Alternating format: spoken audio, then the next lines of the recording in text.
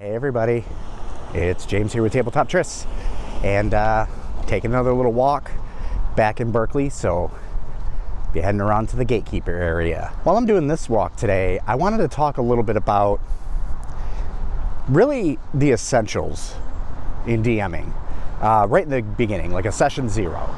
I want to talk about the session zero and a few different things that are important, and then some other things that you might want to be able to take care of during your sessions as well. One of the big things that I feel is very important at any table that you're at are safety tools. Dungeons and Dragons, it's a fully immersive story. I kind of liken it to, you know, when you watch those TV shows as a kid and you would get that viewer discretion advised warning right in the beginning, right? Telling you exactly what's going to happen. That might be triggering to some people. D&D is no different.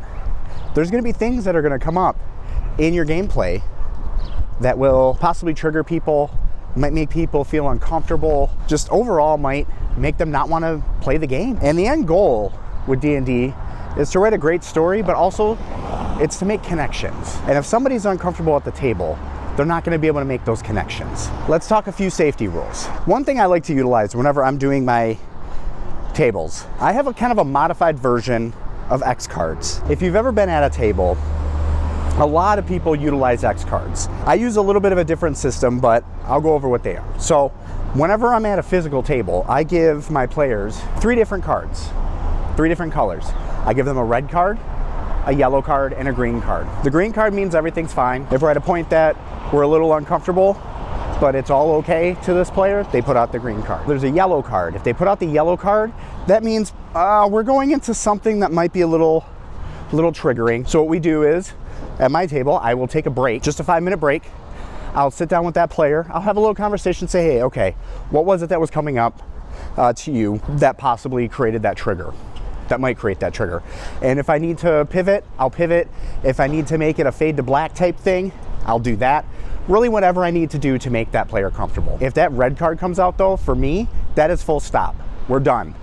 That session is over with because I have come up with something that has actively triggered one of my players. So we are done, the session is over, and we'll work to reschedule the session. Depending on where the player is at in that kind of mentality, I might sit down with them that day, but usually what I like to do is wait at least 24 hours, give them time to process through what was triggering.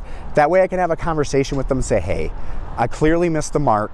What was it that was triggering for you? So that way I can make sure that we do a complete rewrite, and then we'll reschedule the session and we'll pick it up next time. So those are just a few safety tools that I use at my table. The other thing that I use is, honestly, it's after the session one. It's actually after all the sessions really. Is I like to do kind of almost like a debrief after the session and kind of have a conversation. Hey, you know, how was it? What do you guys think? What was working? What wasn't? What do we need to change? And that does a few different things. One, that's going to open up the door for that feedback, so that way you can adjust your DM style to make the gameplay more pleasurable to the players. But the other thing too, there might have been something triggering that maybe a player wasn't comfortable bringing up at the time.